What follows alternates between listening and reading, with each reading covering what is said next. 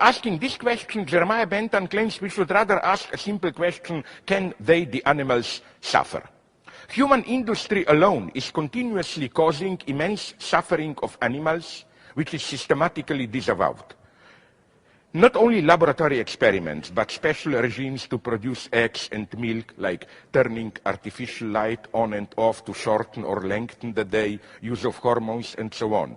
Pigs who are half blind and barely able to walk, just fattened fast to be slaughtered, and so on and so on.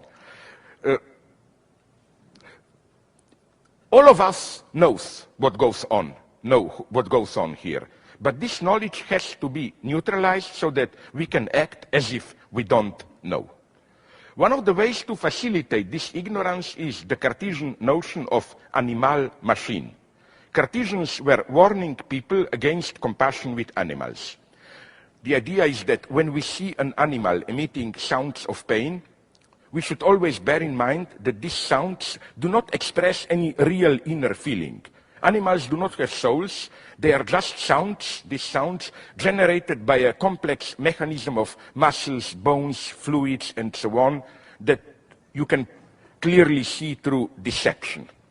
The problem is that the notion of animal-machine quickly ends up in La Mettrie's notion of l'homme machine, of a human being as a machine. If you are a fully committed neurobiologist, exactly the same claim can be made about sounds and gestures emitted by humans when they are in pain. There is no separate interior domain of soul where the pain is really made. So, what should we do here?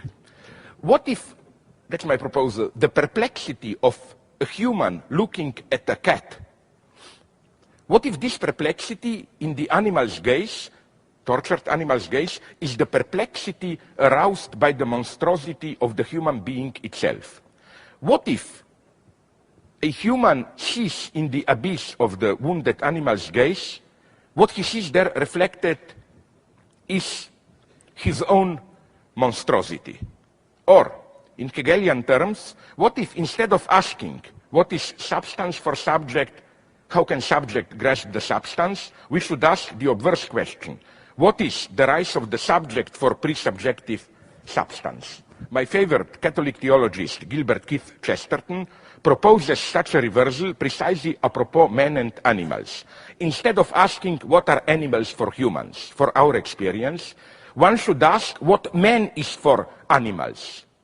In his lesser-known essay, Everlasting Man, Chesterton makes a wonderful mental experiment along these lines, imagining the monster that man might have seemed at first to the merely natural animals around him. A quote from Chesterton: "The simplest truth about man is that he is a very strange being, almost in the sense of being a stranger on the earth. In all sobriety, he has much more of the external appearance of one bringing alien habits from another land than of a mere growth of this one. Man has an unfair advantage and an unfair disadvantage. He cannot sleep in his own skin. He cannot trust his own instincts. He is at once a creator moving miraculous hands and fingers and a kind of cripple. He is wrapped in artificial bandages called clothes. He is propped on artificial crutches called furniture. His mind has the same doubtful liberties and the same wild limitations. Alone among the animals, man is shaken with the beautiful madness called laughter." Again, another distinction of which I am not so sure. As if he had caught sight of some secret in the very shape of the universe, hidden from the universe itself. Alone among the animals, man feels the need of averting his thought from the root realities of his own bodily being. Whether we praise this thing as natural to man or abuse them as artificial in nature, they remain in the same sense unique.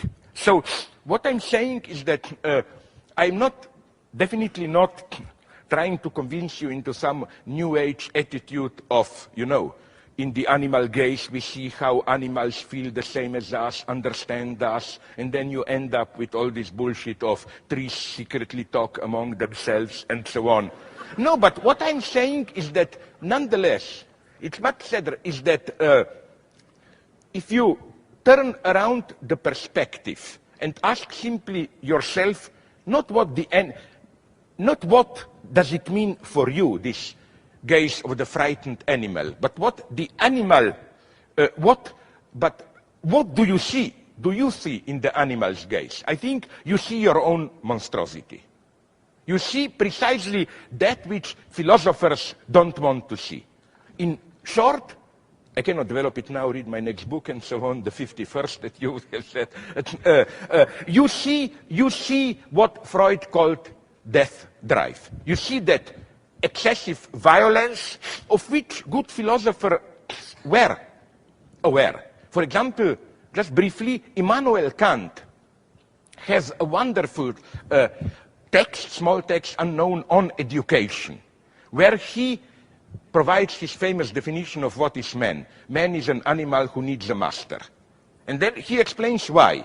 He says that there is a kind of, he uses the term which is usually translated as unruliness, a kind of wild, irrational excess of violent freedom in man, which animals don't have.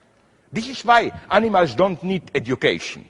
So Kant is here very precise. He's not saying that it's the nature in man which has to be educated. It's precisely, let's call it a nature turned against itself, an excess of wild freedom, and maybe this is what animals see in ourselves. I mean, you know, this is always the question to ask if you want to be good Hegelians, and I am.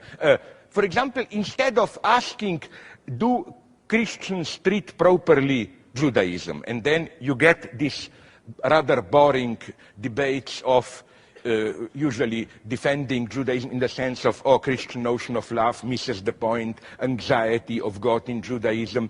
A much more interesting question is, what were the first Christians in the eyes of the Jewish establishment? What monsters they were? What monstrous excess this was? Always, this is the question to be asked. We have a similar example. Do you remember some 3 years ago, I think, some explorers deep in Argentinian jungle it was reproduced in all media, a photo of some tribe which was not yet touched by our so-called civilization. It was the first contact. And you see in color those frightened faces looking us. We see our monstrosity there.